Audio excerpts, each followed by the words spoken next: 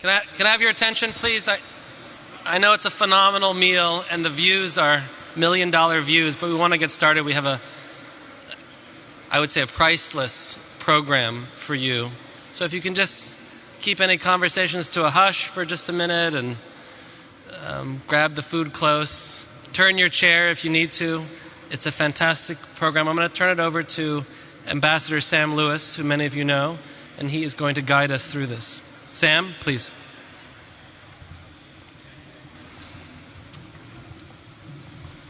Sorry to interrupt the lunch, but we had a change in program. Those of you who were here this morning heard Ed Dirigian say that because Secretary Clinton's mother died, she was unable to go to the big meeting on Afghanistan in Istanbul.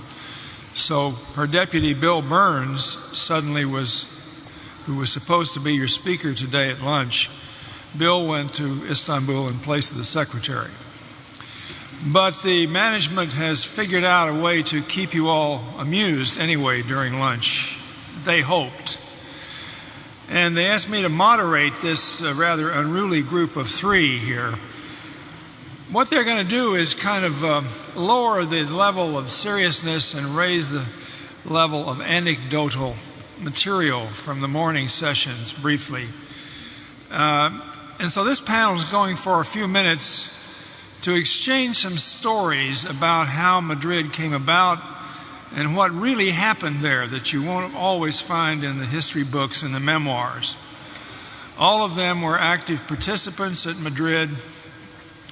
I was back here in Washington directing this institute actually at the time of Madrid, so I saw it from afar. But they all have so many stories about how things really happened. We won't have time to fit them all in, but I've asked them to try to get some of the juicier ones out. And some of them may actually reflect some of their opinions about the role of our chief negotiator, who spoke to us very eloquently and effectively this morning.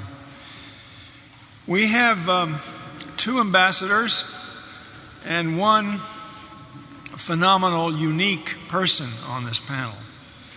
The ambassadors are Dan Kurtzer, Aaron Miller, and the unique individual is Gamal Hilal, who was the translator for the Secretaries of State since George Washington's time, I think. And he's been in all the meetings and knows where all the bodies are buried, and they're all in his notes somewhere. And he's agreed to come out of the shadows and give a few anecdotes from his perspective. We're going to start off by Dan Kurtzer is going to talk a bit, give us a few insights into how the run-up to Madrid, the road to Madrid, looked to some of the travelers. Dan, it's all yours.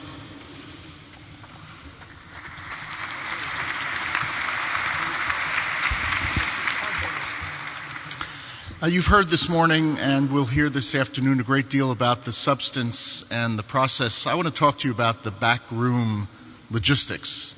On October 18th, 1991, Secretary Baker and Soviet Foreign Minister Pankin announced the Madrid Peace Conference, but it wasn't until that Sunday that we actually secured the final agreement from the Spanish government. And to my surprise, I was dropped off in Madrid with three other people to actually set up the conference.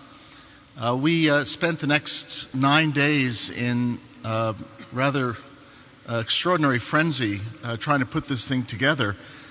And the first question that the four of us asked Secretary Baker is, how are we to negotiate all of the details that go into a conference? You remember in 1973 when the United States was trying to put together the Geneva Peace Conference, there was a debate over the shape of the table and who would enter the conference room first, who would speak, how long would they speak for. And Secretary Baker's instructions to us were very simple. He said, just make it happen.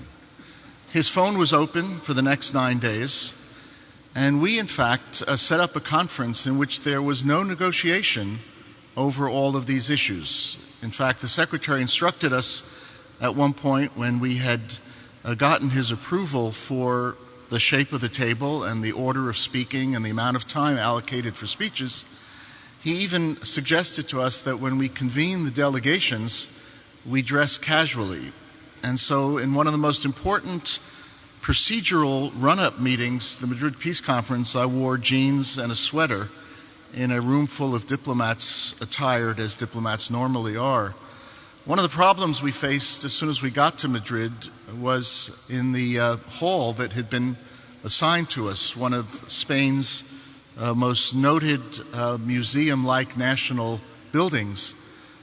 We walked in and saw this array of phenomenal tapestries on the wall, each one probably about 40 feet high and about 15 or 20 feet across.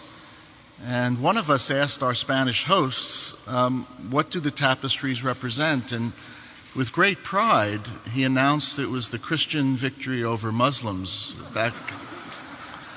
We suggested that it probably wouldn't work to hold a peace conference related to the Middle East. And it took a decision of the Spanish government to actually have the tapestries moved, the only time in the history of Spain that those tapestries have been moved from the room. The point of these stories, of course, is both to suggest that with the very strong leadership that the United States, President Bush and Secretary Baker were exercising at this time, it was possible to reach agreement on a set of issues that constantly bedevil other conference preparations. Many of you in this room have negotiated in a conference setting, and there are always questions and challenges with respect to the speaking order, the precedents, the length of time, rights of rebuttal, and all the rest. The United States was in such a strong position by this time that we literally could dictate those specific issues, and the parties still showed up at the end to the conference itself. Thanks, Dan.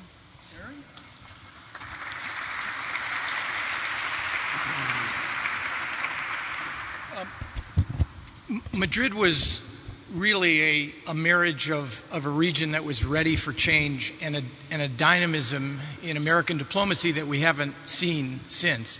And I just want to tell two stories. Both reflect the style and the substance of the Secretary of State. Both stories are eminently tellable, and no one will be embarrassed. The first occurred 3 or 4 months into the process. It took about 6 months until Secretary Baker stopped calling me Andy. But once he learned my name, we developed a pretty close relationship. And I remember on one trip, 10 hours to Tel Aviv, we had nothing to do for at least for the first several hours. Talking points would come in the middle of the night. Those were I think before computers, I'm still using yellow legal pads to do my writing, but a fly had boarded the plane at Andrews, a large black fly. And Gamal and Dan and Dennis and I were engaged in a futile effort to capture this fly and to kill it. And Secretary Baker walked through the staff cabin on his way back to brief the press and observed the scene of three or four grown men trying to catch this one fly. Then returned to his cabin. About 5 or 6 hours into the flight, I'm now working on talking points, head down, yellow legal pad in front of me, scribbling. I sensed this presence at my back, and I turned around, and there was Secretary of State Baker. Didn't say a word, just dropped one big, dead, nasty fly on my legal pad, and didn't say a word and returned to the cabin. But there was a bubble that was over his head, and it said, "That's how we catch flies in Texas. Don't you boys try to do that now." And it was at that moment that I understood what the Israelis, the Arabs, and the Palestinians were dealing with. It required toughness and reassurance to get to Madrid. And it was the marriage of that toughness and reassurance embodied in Secretary of State that was vital in producing the conference. One additional story. There were many points in this process, and I think Amal will refer to a few, when we saw the trademark notebook that the Secretary used slam shut. with a threat to either leave or, in the case of the story I'm about to tell, actually leaving. He told Shamir many times during moments of great frustration and exasperation, even though the two of them established a very close personal relationship, that it would be a long time before he'd be back unless the Prime Minister realized the opportunities that were presented here and made a decision. It worked with Shamir. It also worked with the Palestinians. And there was one very important moment shortly before the invitations were issued where we really were having a difficult time getting them to make a decision. And their situation was horrible. They were caught between a West Bank and Gaza population that really didn't believe in the process and a PLO in Tunis that sought ultimate control of it. And we were asking the Palestinians to get the answer from Arafat about attendance. We were at the consulate in East Jerusalem, and things were not going well. And there was no question that something was required to get the Palestinian delegation, the weakest link for sure, understandably, in the process, to make a decision. And at one point, the notebook slammed shut, and not only did the secretary threaten to leave, he got up and walked out, leaving Dennis, Dan, and I in the unenviable position of having to explain to the Palestinians that, in effect, if they didn't get that authorization, it might be the last time that they'd see him. And they did. And within 15 or 20 minutes, the secretary was back as if a football coach, with tremendous reassurance, in a huddle, a literal huddle, with the Palestinian delegation, reassuring them that they had made the right decision, that it wouldn't be easy. But in effect, he was proud of what they had done. And as Nabil Shah knows, even though Nabil was not there, they invested in Baker with respect to this process and in the United States. And there was a measure of trust and confidence there. So and that's what it's going to take again. So, Mr. Secretary, again, thank you. Thank you so much.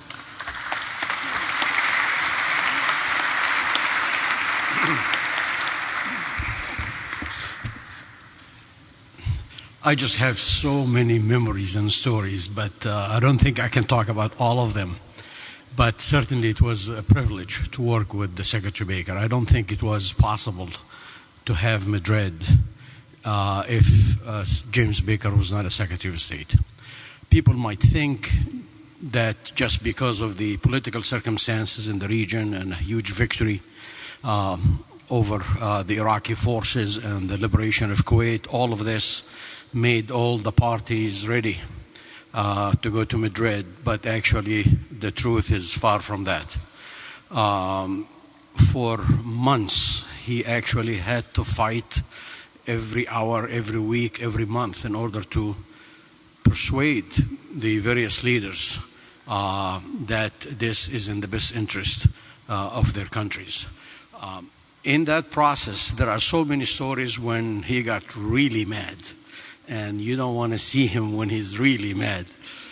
But I remember once was with President Hafez al-Assad in Syria, and the Secretary negotiated for weeks over certain elements of the substance related to 242 and the applicability of that on the Golan Front. And he went to a meeting.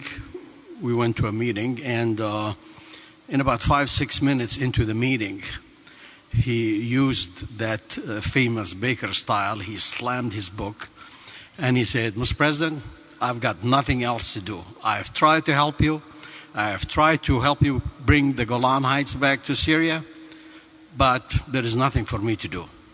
And actually, at that time, I thought, great, the meeting will be over in 10 minutes, and we were just going to run to the hotel. And the Syrians obviously realized that Secretary Baker was serious, that he's going to leave, and that's it. There's no more diplomacy and no more efforts to go to convene a conference. So, and I was telling him what's happening in terms of the deliberation among the Syrians. And while they are in the midst of sort of like discussing what are we going to do if he leaves, and what if this process will not really emerge. And then all of a sudden he said to Hafez al-Assad, "Mr. President, it's really too bad that I can't help you. I was really thinking about all kinds of great ideas, including bringing some American boys to the Golan Heights. And the minute he said that, he turned Hafez al-Assad on a dime. That meeting that I thought will end in about 10 minutes lasted for 8.5 hours.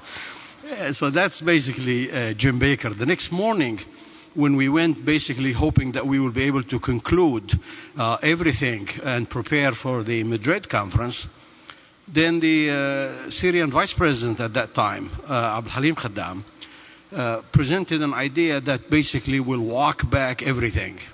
And Secretary Baker got so mad that he basically said, go to hell, go get your land.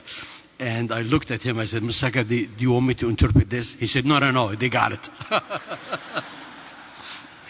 The other episode, it seems like most of them are with the Syrians. It was in New York.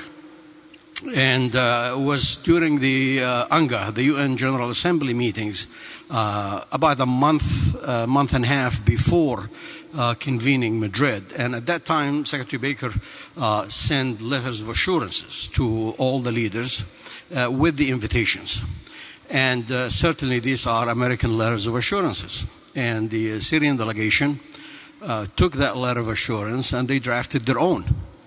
And Secretary Baker got a wind of this before the meeting with the Syrian foreign minister, and he decided to go to that meeting and let all hell break loose. So we went to the meeting with the Syrian foreign minister, and they sat down. Obviously, he was very gloomy, very angry, and they realized that there is something wrong.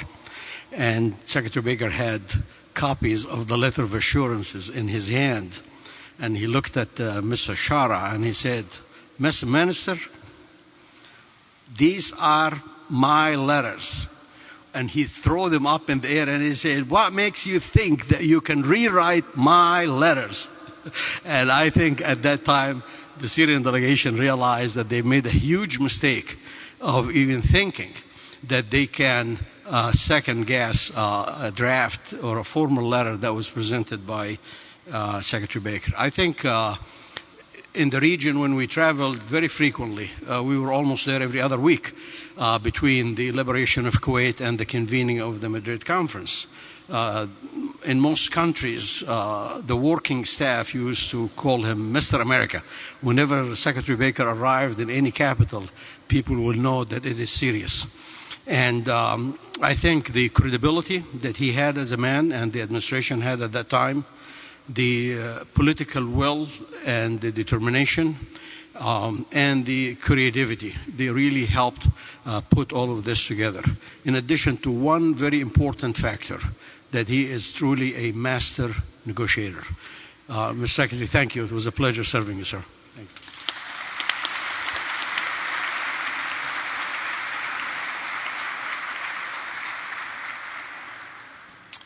Two quick stories. All of us from the Northeast learned a great deal about Texas during this run-up to Madrid. On the way back from our trips to the Middle East, in the staff lounge of the airplane, we would play a game of poker.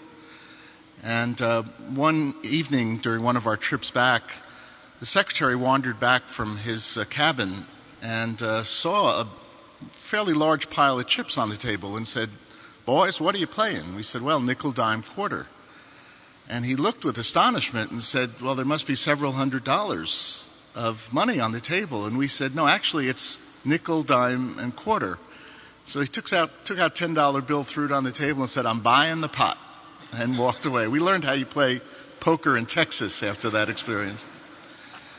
The other more serious anecdote is actually referred to. The Secretary included it in his book, The Politics of Diplomacy. And I go back to that day of October 18th, 1991.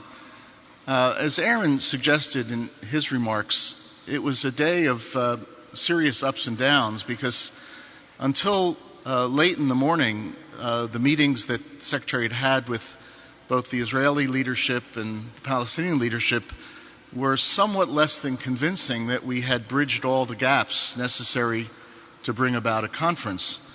And around midday, while the Secretary was in a one-on-one meeting with the Soviet foreign minister, who was also in Jerusalem at the time, we were told that he had decided that we didn't quite have it, that we weren't quite ready to call a conference, given the gaps between the parties. We asked if, members of the team asked if we could meet with the Secretary, and he was not entirely happy to be pulled out of a meeting with the Soviet foreign minister to talk to his staff. But he was also quite ready to listen to the arguments that we had mustered that suggested that even though the gaps had not been fully bridged, we were about as close as we thought we were going to get. And without an American leap of faith, the parties would probably drift away, and it would be harder in the future to try to bring them back together. It was easy for staff to make this recommendation, but very challenging for the Secretary, A, to be convinced, and B, to get on the phone with the President and say that we were committing the power and prestige of the United States to take a leap into the unknown, because in fact when in fact the Secretary and the Soviet Foreign Minister called a press conference that afternoon in Jerusalem, we had not dotted all the I's and crossed all the T's. It does suggest, though, a lesson, Mr. Secretary, that we've learned from you and I think can be applied even today, and that is that you never quite reach a conclusion without a political leap of faith. At the end of the day, should the United States, as we all hope, assert the leadership that's required to get this process moving again, it is highly unlikely that all those I's will be dotted and all the T's will be crossed. But I hope we can learn a lesson from this one experience, that a resolute decision by our chief negotiator and our president actually can convince the parties that that difference can be bridged. I join my colleagues, Mr. Secretary, in thanking you for the opportunity of serving with you and teaching us a great deal about diplomacy. Thank you.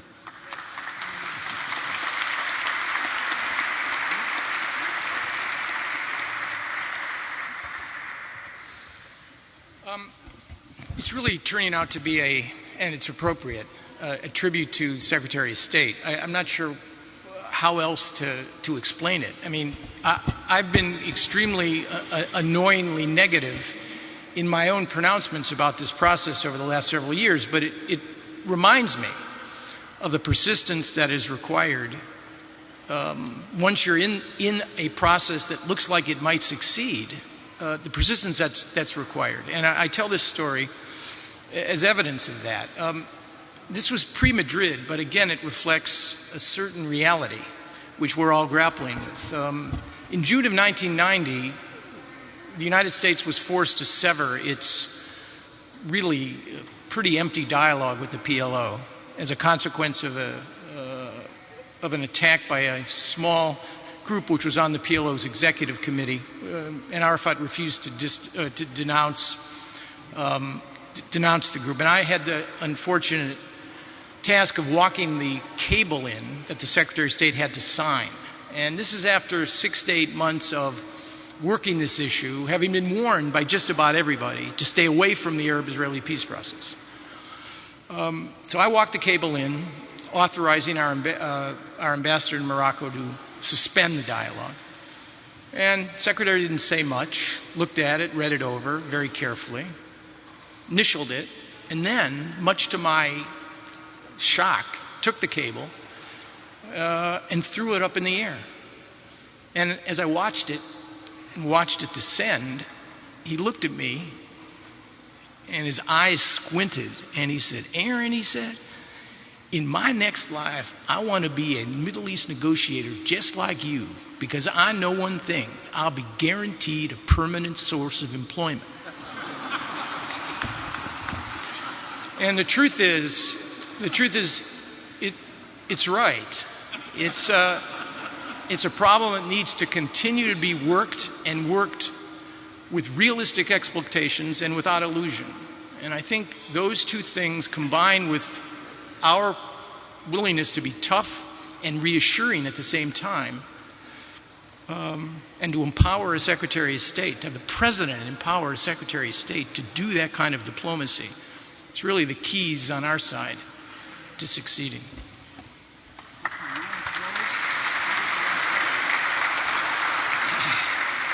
That's a tough one. A friend of mine once asked me, how would you describe Secretary Baker as a negotiator? And I said, I think the best way to describe him from my own experience is to listen carefully to the song by Kenny Rogers, The Gambler, because he really knew how to hold them and knew how to fold them. Throughout that process that led to Madrid, there was nothing that he did not think about and plan in advance. He knew where he wants to go. Maybe sometimes which road he sort of like waited on that, but he knew exactly where he wanted to go. And he was very patient. I think the shortest meeting ever with the Syrian president, I think, was about 3.5 hours. That was the shortest. And the longest, I believe, I wrote this down somewhere, it was about 9.5 hours. He was willing to put the time.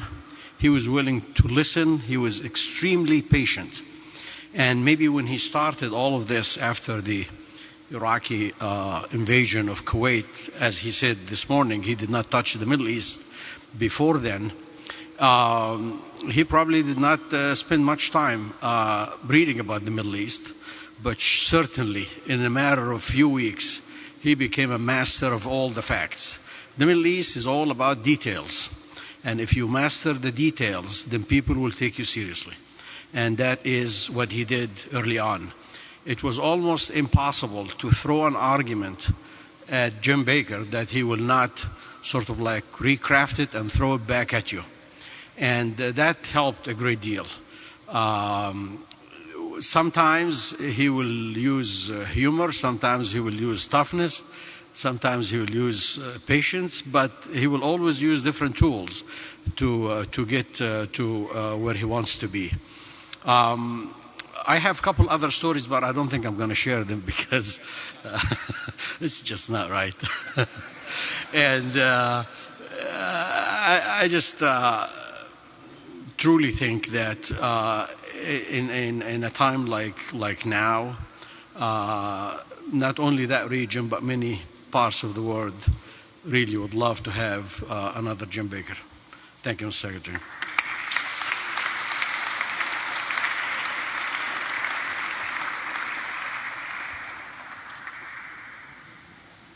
Well, that just lifts a little bit of the curtain, and there are a million more stories.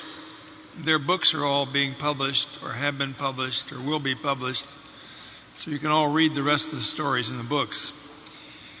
I was instructed in moderating, allegedly, this panel, that you also had to have time to eat and chat a little more before you had to go back to work.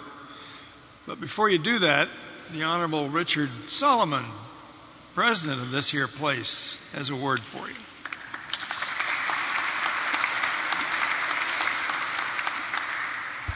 Thank you, Mr. President. I don't want to keep you. I know you're frying. We've been in this building about 8 months, and so we're still learning how to use it. Moshe Safdie, the architect, did a really brilliant job, except in designing an open, transparent building, which was, he felt that transparency was a good symbolic expression of peacemaking efforts. He created these wonderful curtain walls, but in the wintertime, as the sun gets lower, it's imposing on you all what you're now feeling. So we're going to be installing drop screens so you won't fry the next time you come here.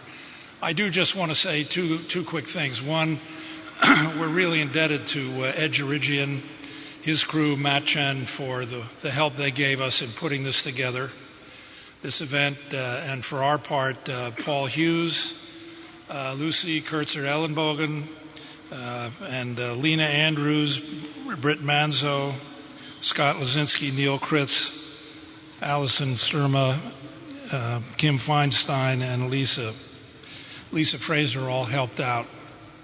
Again, we're getting a sense of how to use this facility, but we're indebted to you for being more than guinea pigs for what is obviously a very interesting and important day. My final point, one of the congressional congressionally chartered responsibilities of the Institute of Peace is public outreach, public education. We run programs with the high schools every year, a peace essay contest. Here on the edge of the mall, of course, we're going to attract a lot of visitors to the war memorials. We think of this location as the War and Peace corner of the mall. Underneath your feet is 20,000 square feet of exhibit space, and one of the next phase of the development of the Institute is to develop exhibits for all those high school kids and the tourists that describe the challenges of managing conflict in today's world. We're still raising resources for that, but we do have a phase one set of exhibits that you're invited in the next half hour before our afternoon panels begin. You'll see right behind this colonnade series of television screens. They are what we call our Witnesses to Peace exhibits, and they tell the story in 3, 4, 5 minutes of notable peacemakers. There's one of George Mitchell, for example, who describes the challenge of creating the Good Friday Agreement. Our favorite is a dog. The dog is a mine-sniffing dog, and the discussion in this 3 or 4 minutes is how after a conflict you need to clear the fields of mines so that the farmers can get back to work, and there are 3 or 4 other witnesses. The other thing right behind these screens is what we call our Peace Well.